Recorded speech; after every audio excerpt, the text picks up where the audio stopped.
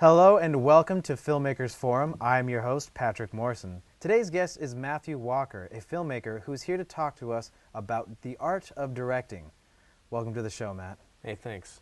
How are you doing today? Pretty good, pretty good. Excited to be back. So Yes, this is your second time on the show, right? yeah, I must be getting pretty famous. So So how'd you get started directing?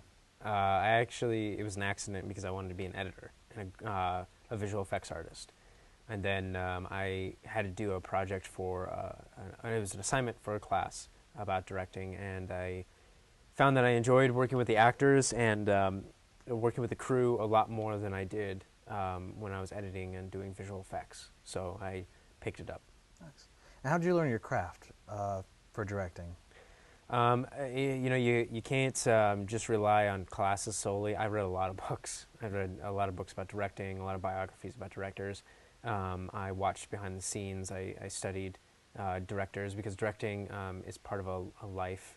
So you watch the lives of the directors and you essentially extract from that methods that they use and practice and learn how those affect the performances that are in their work or even the styles that they seem to have established. And then you take that and make your own, you form your own person, essentially. So.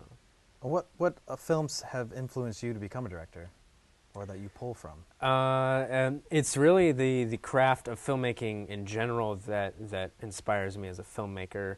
It may be one thing from a film, it may be a whole film, like it may be something people don't necessarily appreciate about film in general.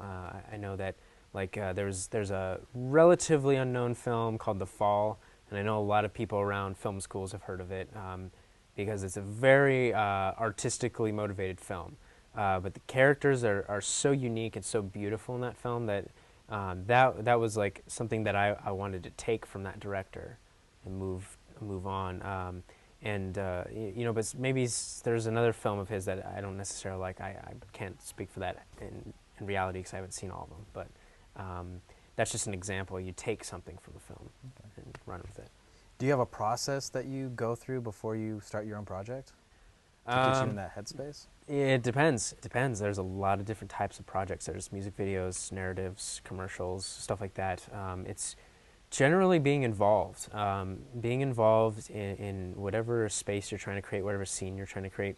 A scene is a place with people in a certain time period, So you have to put yourself in that, know as much as possible about the context and the people, and put yourself in that, and draw out of that place what would naturally happen if the events in the script were to unfold. Okay. So, what are some projects that you've worked on recently? I've just completed a narrative short called Outside Man. We left it room to grow. We left an open ending so that if we wanted to make it into like a TV or webisode pilot, we could do that. If it picks up, we can just make it a short. Or if it's somebody says, "Hey, I want to make this into a feature," we're making it into a feature. We didn't really, we don't really have step 2 planned. So left it open ended. Yeah. Well, we wanted, we knew the potential for the product, so we wanted to leave our options open. Okay. So we actually have a trailer of Outside Man, and let's take a look at it.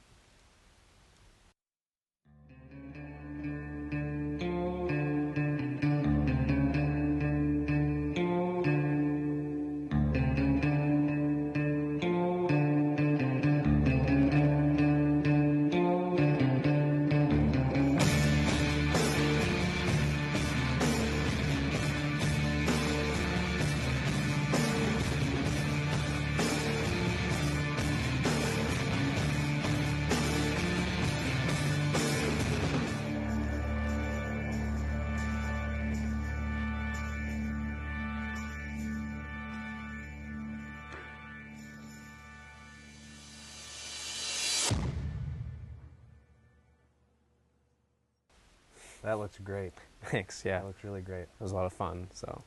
Now, in your opinion, what is the difference between a good director and a great director? A great director is a good director, or a great director doesn't know he's a great director. I think if you're too self-aware, like it interferes with your ability to become involved in what you're doing. Um, you know, you have to lose yourself.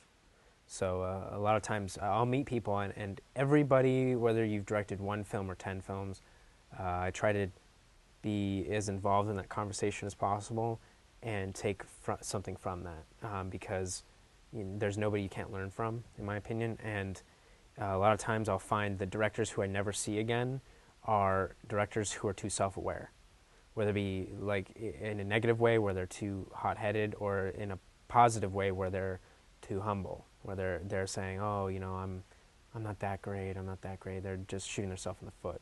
To be able to not concentrate. It's not about you. Don't concentrate on yourself. You're substituting yourself for the audience and building a film, building imagery, you know, stacking all this stuff together. So you have to be lost in the process. Is there a project that sticks out to you that you've worked on that you felt lost and, you know, most accomplished? The first project that I was able to fully incorporate myself into was a music video called Run. I had a fantastic crew, a fantastic talent, and a fantastic idea, and we just ran with it. And no pun intended. And it was just great experience. It was phenomenal. So Well, we actually have Run here, and let's take a look at it together. okay, yeah, we could take a look at that. I think we're hosting this on YouTube right now, and it's reached 18,000 views. Oh, very nice. And who's the artist? The artist is Crystal Delgado. She goes by an artistic alias, Miss Crystal. This is her right here. This is Jose. He's one of our dance trainers, actually. He starred as her male counterpart. Oh, very nice. So she came to us with this project idea. And the idea was that she jumps inside this guy's head and illustrates his murder inside of his head because of how angry she is with an event that happened in their relationship. That's where the original treatment stopped. And I asked her, I was like, well, can you tell me what was the inspiration for the story? And she told me it was a personal experience of hers with a lover who had cheated on her, left her for another woman. And so I said, okay, let's illustrate that so the audience has something to relate to. And so I was having difficulty figuring out a way to illustrate that until the day of shooting in this bar that you're actually seeing here right now. This is the garage that we shot in downtown Phoenix. It was actually a friend of hers ran the place. This is the Miss Lounge in Scottsdale. Now, we were shooting this day, and I realized we have to alter the storyline a tad bit. And my DP wasn't happy with me because I changed the shot list at the last minute. But you'll see coming up here, it'll pay off in a minute, where we see him leaving her. This is one of her ideas, that she wanted to have herself dancing for him because she wanted the audience to feel her being abused. And I wanted to illustrate more of her hatred for her situation. So I had her actually peeling the latex that was painted on her, peeling it off in a manner that was violent. And this is where she ends up committing the murder inside of his mind. It's a very strange illustration, but nonetheless it was effective. Great. So, Great. So yeah, that was very, very interesting. This music video looks great. I can't wait to look at it on my own time. Yeah, get us some more views. So now, we are actually running out of time, and it was great talking to you. I'm happy that we got to see your work. And if you guys have any questions or want to get more information about Matt, visit his website, www.matthewwalkerfilms.com. Thank you very much for watching Filmmakers Forum. I'm your host, Patrick Morrison. Tune in again next time. thanks, Patrick. Yeah, that was great. Yeah, it's awesome. So how many locations?